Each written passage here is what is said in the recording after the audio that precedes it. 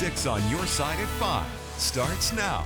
Good evening. Thanks for joining us. I'm Don Nelson. Our big story tonight, all eyes on Hurricane Dorian slowly moving over the Atlantic towards Florida, with the likelihood of making landfall in Florida early next week as a Category 4 hurricane. The entire state of Florida in a holding pattern, watching closely to see where and when Dorian will hit. Today, Amtrak suspending select service into Florida. Airlines offering travel waivers for those wanting to change flights. President Trump has approved an emergency declaration for Florida. Thousands of soldiers and airmen from Florida's National Guard have been deployed. Thousands of others on standby. The Boise State Broncos season opener moving from Jacksonville to Tallahassee because of the hurricane. Boise State will take on Florida State in Florida State's home stadium. 10 o'clock kickoff tomorrow morning, that is Mountain Time. 6 on your side, Steve Dent details the efforts fans are making to cheer on the Broncos despite some last-minute changes.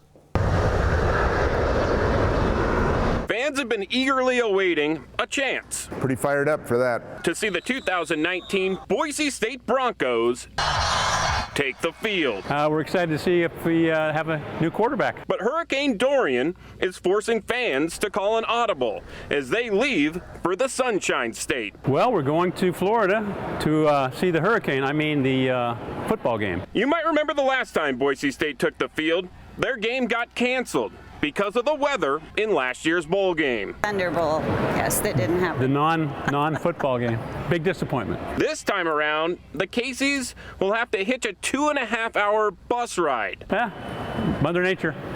What are you going to do? Bring your Kindle on the bus. But they won't let the weather dampen their BSU spirit. We love them. Go Broncos. Yep, go Broncos. But for Bill Clark, moving the game from Jacksonville to Tallahassee actually made traveling to the game a little more convenient. It hasn't made much difference to me because I'm flying into Birmingham.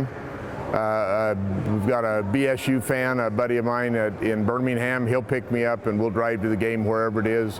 Tallahassee turns out to be a closer drive, so we're good. And let's hope the Broncos will be good when Boise State takes on Florida State at 10 o'clock tomorrow morning. The game will be televised on ESPN News.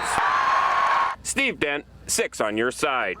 More of the day's news coming up in just a moment. Frankie Kettifis in for Scott Travell on this Friday. It'd be nice if we could send some of that sunshine down to Florida. Right? We have tomorrow. A little too much sunshine, I think, Yeah. here in the Treasure Valley. But do you know what? They always like to say, you want to end your season with a bang. Yeah. Maybe it's starting your season with a bang. Maybe that's the way you're supposed to do it. Either way, everything seems to be resolved. But we're still going to touch on this hurricane because it is affecting a lot of us Treasure Valley folks, whether you know somebody who's there or you indeed are there. This is a look at what Hurricane Dorian is shaping up to do right now. We're kind of following its flight pattern, so to speak, its spin pattern, whatever pattern you want to call it, we're following it. So this is a look right now. Today, this is where it's heading. These numbers indicate what categories it's turning into. So it goes from a 2 to a 3, but it's going to kind of continue to progress throughout the morning. But let's bring it back here. We'll just draw it back. Let's take a look at what's happening right here, right now, here in the Treasure Valley. Right now, 91 degrees, 88 will be our low for today. Now, you're seeing it's absolutely clear. Like we said, we wish we could send this to Florida because we have so much heat, not only